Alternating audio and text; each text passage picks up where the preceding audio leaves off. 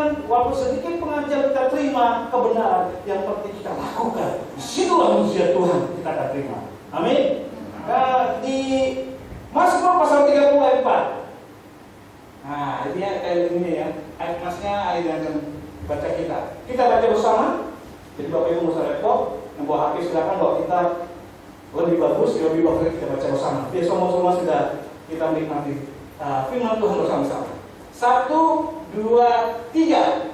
Tuhan, Engkau mengangkat aku dari dunia orang mati, menghidupkan aku di antara mereka yang turun ke liang kubur. Mazmur 30 ayat 4. Ini adalah pengakuan Daud di mana dia merasakan kebaikan-kebaikan Tuhan. Dari sakit dia bisa sembuh. Dari dia berperang tidak ada kekuatan, dia bisa menangani setiap peperangan demi peperangan. Maka pujian Daud itu sangat luar biasa. Sehingga sampai Saul cemburu, iri hati, jealous. Sehingga ia membunuh dia. Kenapa? Pujiannya Daud itu yang diberikan kepada Daud oleh masyarakat Israel itu lebih dahsyat pada Saul, raja pertama. Saudara menjadi raja loh tidak apa-apa. Sehingga dia sangat iri hati. Karena pujiannya seperti apa? Kalau Saul membunuh orang beribu-ribu, sedangkan Daud berlaksa-laksa tidak terhitung. Wow, itu tidak peperangan. Aku tidak kuat, tetapi Tuhan yang memberi kekuatan sehingga aku bisa mengalahkan setiap musuh-musuh umat Israel. Amin. Itu kedahsyatan yang Daud rasakan dari Tuhan. Nah, ketika dia sakit, dia tidak merasakan. Kalau di kehidupan Daud dalam sepanjang jalannya, mulai dia ikut berperang, melawan Goliat dan sepanjang perjalanannya itu dibayangi rasa shadow of death. Bayangan kematian selalu ada. Dia ada kesempatan Saul ingin membunuh Daud. Dia ada kesempatan Saul ingin memfitnah Daud. Jadi sini seorang aku selalu dalam dunia orang mati, mau koma ini istilahnya, Tuhan angkat. Kenapa? Karena Daud sudah merasakan kekuatan kedahsyatan Tuhan. Dari peperangan, dari bukan siapa-siapa, nobody menjadi somebody, dari rakyat jelata pengembala menjadi raja. Wow, itu kehebatan Tuhan yang Daud rasakan. Jadi pada ayat 4 ini dikatakan, Tuhan kau mengangkat aku dari dunia orang mati, Engkau menghidupkan aku di antara mereka yang turun ke liang kubur. Tuhan membangkitkan Daud. Bukan karena dia mati mau dibunuh benar. Namun setiap hari dikejar-kejar bayangan kematian. Sehingga mereka seolah dia mau mati, tapi Tuhan angkat. Itulah ucapan syukur Daud. Dari bukan siapa-siapa, nobody menjadi sesuatu. Nah, kalau saat ini yang ada di dalam dirimu, ya ada Yesus, ada Tuhan Allah di dalam diri Daud. Sehingga menjadi sesuatu. Dari penderitaan dan penderitaan menjadi sukacita dari sukacita. Amin. Itu yang Daud rasakan. Pertolongan, pernyataan, dan status itu yang menjadi suatu kebanggaan. Orang biasanya mau jadi pejabat sedikit, langsung tadi jalan duduk, kok dia jadi pejabat, angkat kok gagal. Yang tadinya namanya apa? Pengen siapa? Nah, tapi Daud tetap rendah hati dari Tuhan. Anda tahu jabatan itu adalah dari Tuhan. Amin. Dia bukan siapa-siapa menjadi sesuatu. Itu karena pertolongan Tuhan. Itu karena anugerah Tuhan. Dari penyakit, mengalami penderitaan, menjadi sukacita, itu kan anugerah Tuhan. Itulah yang kita rasakan. Saya percaya di antara kita semua Bapak Ibu pasti sudah mengalami kebaikan demi kebaikan Tuhan. Amin. Pertanyaannya Pak, siapa yang merasa sakit berdoa, Tuhan sembuhkan saya tanpa mulai medis, mujizat terjadi? Ada yang merasa itu? Ada ya? Pengalaman disembuhkan Tuhan cuma satu. Ada lagi? Pak, saya sembuhkan oleh medis. Ya, puji Tuhan dari dokter atau buat obat-obatan. Tapi kan kita berdoa, Tuhan tolonglah obatannya jadi kesembuhan. Tuhan doa berkati dokter suster merawat saya supaya saya tetap sembuh. Itu kan melalui anugerah Tuhan juga. Ada yang merasakan? Wah, baru 5 orang. Yang sakit berarti apa sehat terus sampai saat ini? Belum pernah mengalami sakit. Ada pernah mengalami rumah sakit? Nggak pernah. Luar biasa. Saya jadi dihadap Tuhan 2 kali opname. Sebelum tidak pernah masuk rumah sakit. Pernah sekali kecil. rumah sakit Pertamina, fasilitas papa saya kerja di Pertamina, merasakan sebulan nggak tanggung-tanggung, ber-AC, infus, pas sekarang kan kamar sendiri, tapi gak enak rumah sakit tetap sakit ya, gak nyaman. Setelah lagi harus jadi pelayanan di Medan, wah, operasi nggak tanggung-tanggung, Bapak.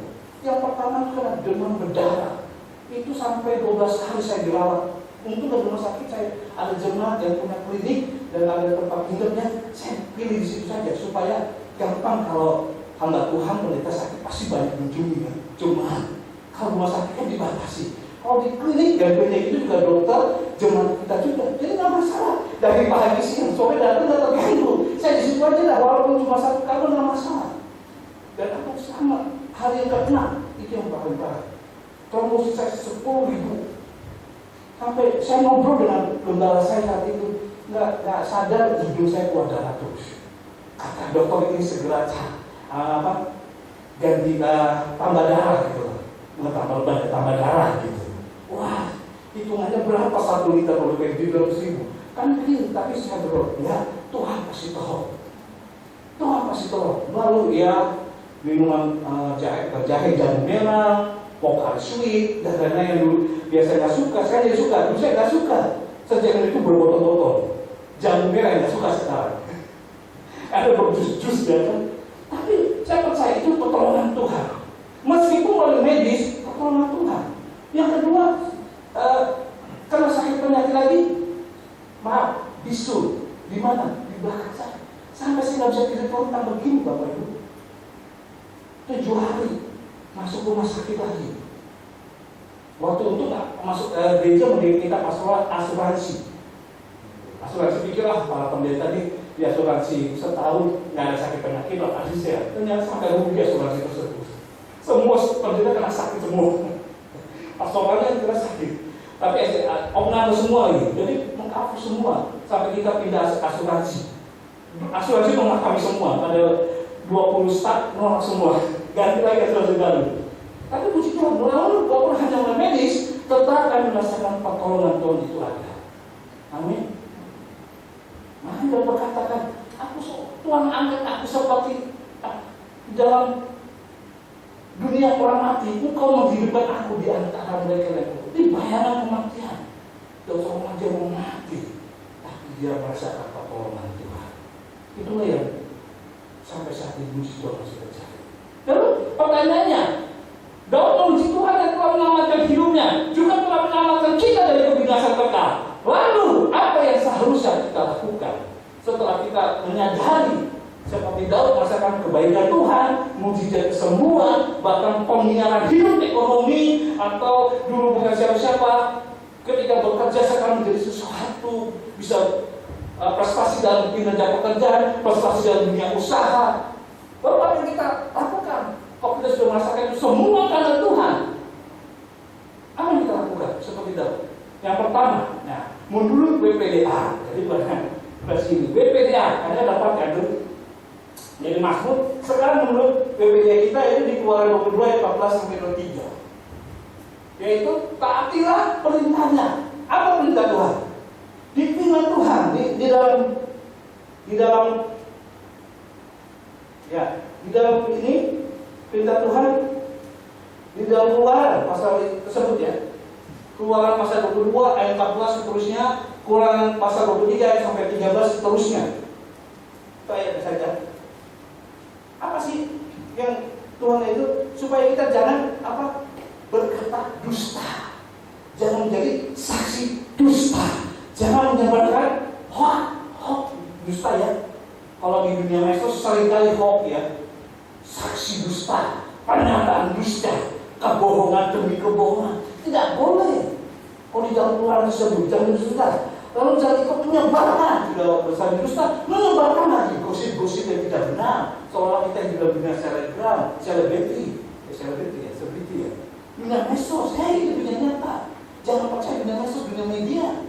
Mari kita lihat apa saat ini terjadi. Lalu ketiga, apalagi menjadi turut jadi saksi palsu, sehingga kita harus menjudge orang lain.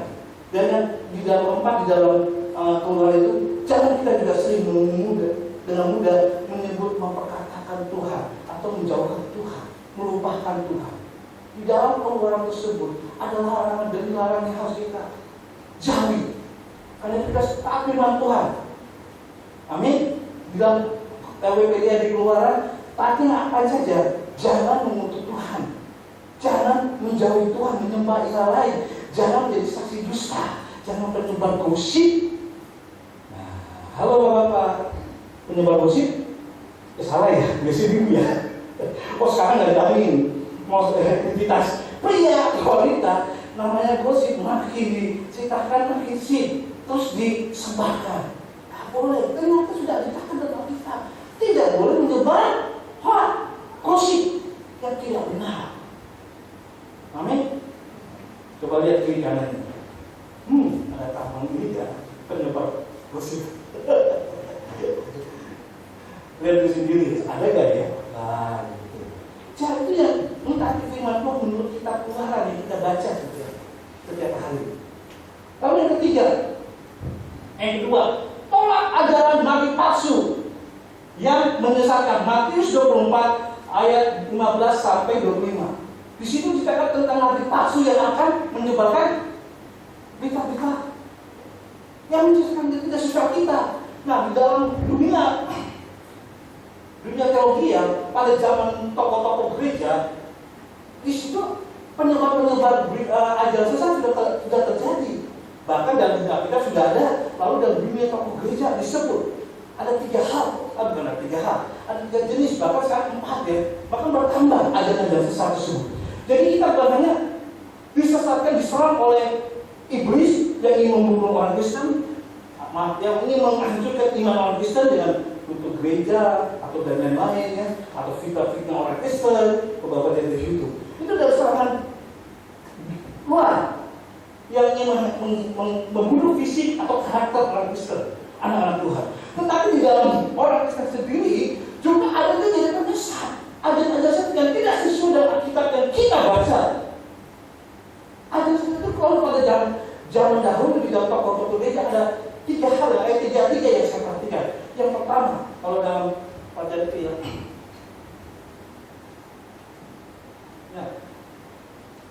ada 3 yaitu ajaran bidat-bidat Kristen. Kalau kita kayak kita yang belajar tentang bidat Kristen, saat itu ada 3 yang kita perhatikan, ciri-ciri bidat Kristen itu. Dan terutama ada bukan ciri saja, tapi ada ininya. Yang pertama, Mormon. Kedua, saksi Yehova. Ketiga, Children of God. Nah, yang seperti itu masih tahu kan itu baca bidat Kristen. Kalau sekarang yang kita baru belajar dengan Pak Gani dulu di seminar tentang bidat Kristen, apa? Masih ingat? Tentang Hyper Grace. Itu agak modern yang percaya Yesus. Yang tiga ajaran, baik itu Mormon, baik itu saksi Yehova, atau lagi Children of God, itu jelas-jelas menentang Yesus. Gerakan Mormon juga demikian. Bukan saja ajaran yang sesat dan tidak menerima Yesus, tidak mempercayai Tunggal, tetapi karakter pemimpin rohaninya, pemimpin ajarannya, namanya itu dari Inggris, Joseph Sela itu. Itu apa? Pengajar pertama, istrinya 4. Wow. Jadi bukan hanya tetangga sebelah ya, yang boleh istri lebih. Tetapi di dalam kekristenan yang menyesatkan ajaran, dia percaya kita tapi tidak mempercayai Yesus sebagai Tuhan dan Selamat, tidak mempercayai Trinitas Allah Bapa, Allah dan Roh. Tapi belajar kita, tapi perilakunya tidak sesuai Alkitab. Punya istri 4. Bahkan ketika mati di waktu digantinya, penggantinya istrinya 8. Ini di daerah London, Inggris. Lalu saksi Yehova juga demikian, tidak percaya terhadap Kristen keselamatan dari Yesus, tidak percaya, tidak juga percaya terhadap Trinitas, dan karakter juga berjadi, dan apalagi Children of God, anak-anak Allah, udah tak percaya, dibalikkan ininya ajaran Kristen, karakternya, wow, hidup free sex, hidup seks biasa Risek ya. Itu dan kalau saksi Yehova dalam Children of God dari Amerika lebih bejat marahnya serta ajarannya. Dan ketika baru-baru tahun-tahun ini ya 2000-an ada yang sesatnya hypergrace. Gak apa-apa berbuat dosa, Tuhan Maha Pengampun. Ketika kita berbuat dosa, kita minta ampun, kemurahan Tuhan yang sangat besar akan mengampuni kita. Sesat juga. Kira-kira baik ya, benar ya, Tuhan Maha Pengampun. Tapi ingat, akibat dosa apa?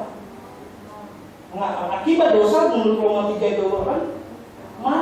Mau efek dosa. Ketika kita berbohong, akibatnya akan ada. Ketika kita mencuri, akibatnya tetap ada. Tuhan mengampuni, yes. Hukuman dunia, keadilan Tuhan tetap jalan. Jadi tidak ada namanya hipokris, kasih karunia Tuhan yang selalu mengampuni. Betul, tapi efeknya tetap ada. Jadi kita harus menjaga baik keselamatan itu sampai Tuhan panggil. Amin. Makanya waktu saya Jumat pagi saya bilang, Daud berkata, hai penghuni surga, pujilah Tuhan, berilah kemuliaan. Bagi saya bilang, kita sini calon penghuni surga. Amin. Kenapa calon? Karena kita sudah menjaga keselamatan kita tidak tahu kapan kita dipanggil. Kalau saat ini kita beribadah dipanggil Tuhan, Tuhan datang. Amin. Dan pasti kita penghuni surga. Amin. Tapi ke besok, lusa, nanti, benarkah kita bisa tahan terhadap godaan setan, ya, dosa? Bisa kita bertahan, mempertahankan iman kita? Bukankah banyak orang meninggalkan orang yang tidak dapat jodoh ketika, sudah waktunya harus menikah, udahlah, dia menikah dari siapa saja, yang penting statusnya tidak single lagi. Menjual Yesus, nggak ada kerjaan, nggak ada duit. Ya sudahlah, ketika ayo tinggalkan imanmu, ikut saya. Wow, dia yang berduit. Bukan banyak demikian itu. Tinggalkan ajaran itu. Amin. Tetaplah percaya Yesus. Kalau Bapak, Ibu, Saudara dan saya masih merasakan kasih setia Tuhan. Amin. Yang ketiga, hidup dalam kejujuran. Menurut Amsal 11 ayat 11 PPD ya, PPD kita ada 4 kan. Ya, dari Mazmur. Kalau Tuhan sudah menyelamatkan kita dari kebinasaan kekal lagi. Lalu apa seharusnya? Menurut Keluaran, mentaati perintah-perintahnya. Menurut Matius, tolak ajaran nabi palsu yang menyesatkan. Yang ketiga, hidup dalam kejujuran. Amsal 11 ayat 11. Hidup dalam kejujuran. Orang jujur akan memperkokoh kota, tapi orang yang munafik, curang, menghancurkan kota. Amin. Orang dia tidak mudah untuk bertahan dengan hidup jujur, betul. Bahkan para pengusaha, dibilang Pak pengusaha, kami sebagai pengusaha tidak mudah untuk hidup 100% jujur. Saya coba ke sini. Kalau kamu sudah tahu kebenaran, saya tidak perbanyak lagi nasihati. Apa kata firman Tuhan?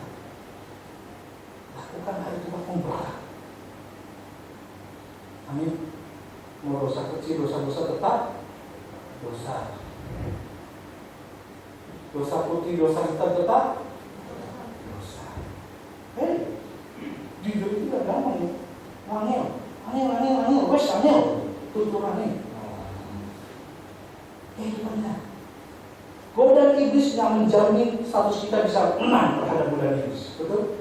Status iman kita tidak menjamin kita kuat kebal terhadap dosa, kuat kebal terhadap godaan iblis dan iblis kita.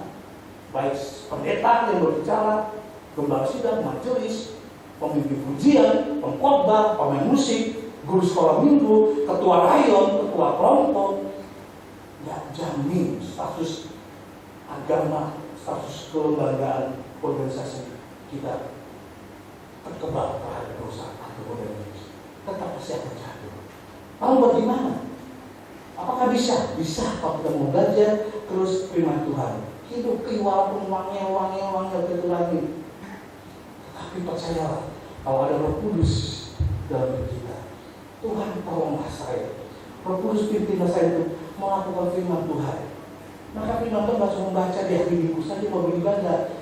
Sama sekali Bapak Ibu, saudara-saudara, Alkitabnya tetap dibuka gak? Dikasih-kasih gak? Dibaca gak? Dibaca gak? Ada handphone, puji Tuhan. Ada handphone dibacanya. Siapa yang menerima WPDA rekaman 1 menit setiap hari? dari ketua area Bapak Pendeta? Cuma 1 orang ya? 2? Jangan untuk hitungan. 3, 4. Yang punya HP, kok saya nggak punya HP? Program kita WPDA ya, sudah 2 tahun lagi. Kalau sudah habis, kan mau habis, tetap lanjut. Mengingatkan kita untuk membaca. Mau ada WPDA, baca tuntunan kitab. Maaf, kadang-kadang kita lupa baca. Apalagi kita tidak ada tuntunannya gitu. WPDA. Pasti uangnya baca kita. Betul? Nah, jujur. 1 orang yang jujur ini. Betul? 2 orang. Kadang saya juga lupa gitu, tapi mau tidak mau karena disuruh ya menulis. Lalu berat yang menulis Bapak Ibu. Bukan hanya membaca kita meringkas. Itu sebenarnya Bapak Ibu kan dari BPDH. Jadi saya nggak perlu bawa panjang-panjang buat ini aja. Paling referensinya saja. Kenapa? Membaca meringkas, merangkum, merangkum. Udah deh khotbah ini. Amin. Apalagi materi ayat yang kita baca nanti kita udah khotbah dalam Mazmur saja, ditambah lagi pendukung WPDA yang lain, udah khotbah juga. Tapi puji Tuhan kalau Bapak Ibu belum bisa menangkap, yang penting baca saja. Amin. Baca saja. Jangan terus baca Facebook, Twitter, Instagram, koran kalau udah zaman ya. Baca kita, inilah yang menuntun hidup kita, yang memberi jaminan masa depan kita, yang memulihkan keluarga kita, memulihkan ekonomi kita, yang memberikan mujizat di dalam kesehatan kita. Amin. Gak gampang. Bersyukurlah kalau gereja kita ada diajarkan Bapak Ibu berbeda untuk menuntut kita, bukan menyusahkan Bapak Ibu. Yang membuatnya aja udah susah sebenarnya. Yang Bapak Gembala pasti Gembala memberikan tak gampang, belum lagi menuntun melalui Zoom. Di Zoom kita nggak pakai Zoom, WA, karena banyak orang tua, males kan.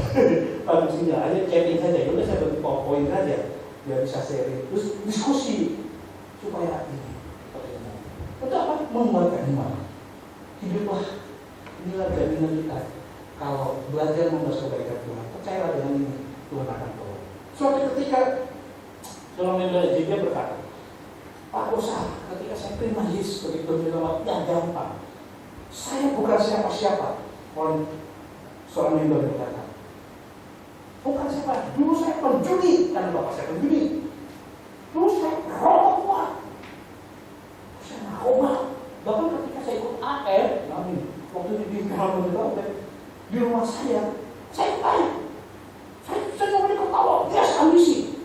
Kata pemimpinnya saya itu pendeta Obed bilang, wah bapak semangat sekali, luar biasa baik. Dan saya belum tahu, saya lagi fly. Kenapa minum kasih? Cuma karena tempatnya buat air, dia ikut. Biasanya menghindar istrinya. Tapi ketika dia ikut situ, firman yang dibaca, firman Tuhan yang didengar, menguatkan iman. Dan iman itu Ibrani kata-kata, walaupun sekecil biji sesal bisa membedakan. Di situ dia bertobat. Mulai dapat dilakukan. Dan Bapak Ibu ketika kita menguji percaya, yang kedua kesaksian adalah saat itu walaupun sudah tidak percaya mulai ke gereja, tapi tidak pernah ke gereja. Tapi nama pelakuannya masih ada dunia, masih berat ya, masih itu belum terlepas benar, masih ke diskotik. Dan istri bilang, tidak bisa kamu suruh ke gereja, nggak bisa. Wah segini, hari ini Alis air di rumah, oke. Kalau ingat, satu minggu saya ke gereja, oke. Saya ikut kamu ke gereja. Wah ini. Lalu hari Senin, Selasa, Rabu, untuk supaya saya nggak stres, hiburan saya ke diskotik, kamu temenin saya. Waduh, kalau nggak terserah. Ditahan gitu istrinya. Tuhan gimana? Ya sudah, yang kalau ada aku nggak bisa macam-macam kan? Nah, di diskotik suami nggak bisa kalau istrinya ikut. Tapi dalam hati istrinya berdoa, Tuhan, apa saya lakukan? Firman Tuhan dibaca, hai jiwaku mengapa kau tertekan? Pujilah Tuhan, hai jiwaku mengapa kau tertekan? Seperti Daud ketika menghadapi bayang-bayang kematian. Pujilah Tuhan.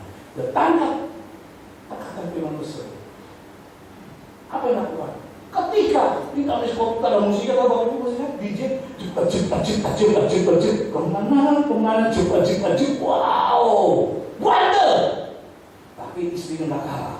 Waktu musiknya tanggal, suaminya minum, sambil menikmati musik diskotik, istri berkata, pegang suaminya, dipeluk apa? Aku luar biasa, aku luar biasa, musiknya persaingan antara musik sound yang besar dengan suami ibu dia bersaing, tapi dia berteriak, aku luar biasa, Yesusku luar biasa, wah, anakku luar biasa dalam segala perkara.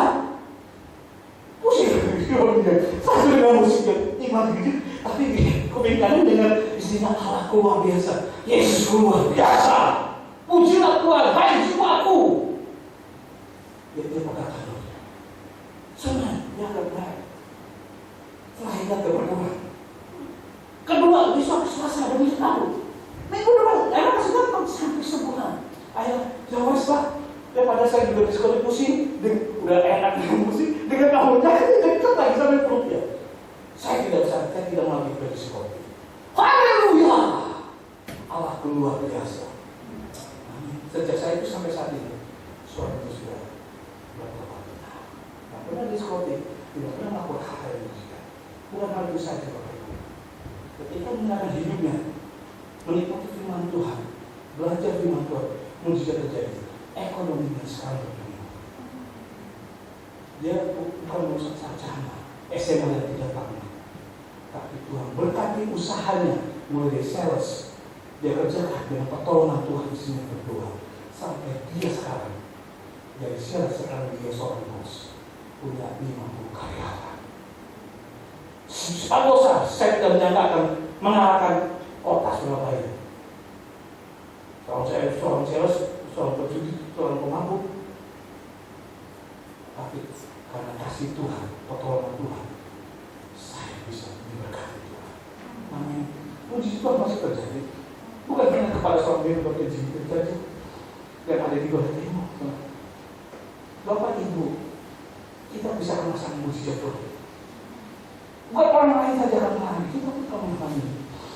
Haleluya. Mari kita berdoa. Katakan Tuhan, kalau jemaat Tuhan bisa melalui mujizat, saya pasti juga bisa. Asal aku percaya pada firman Tuhan sebagai tanda kebahagiaan Tuhan. Haleluya. Terima kasih Tuhan. Terima kasih Yesus. Jika Bapak Ibu ingin didoakan angkat tanganmu dan berkata, Tuhan tolonglah saya. Saya di rumah Tuhan, tolong saya. Kau saya memang sakit penyakit dalam nama Yesus. Oleh biru-biru Tuhan mujizat, jadilah sesuai imanmu. Jika kau ada masalah pergumulan rumah tangga, suami istri, orang tuanya, dalam nama Yesus, mujizat masih terjadi. Jadilah sesuai imanmu. Dalam kau ada usahamu terganggu atau tidak bekerja, dalam nama Yesus, sikaplah. Angkat tanganmu, saya akan berdoa Bapak Ibu. Angkat firman Tuhan ini, nikmati pujian, nikmati hadirat Tuhan, nikmati pertolongan Tuhan. Aku percaya. Aku percaya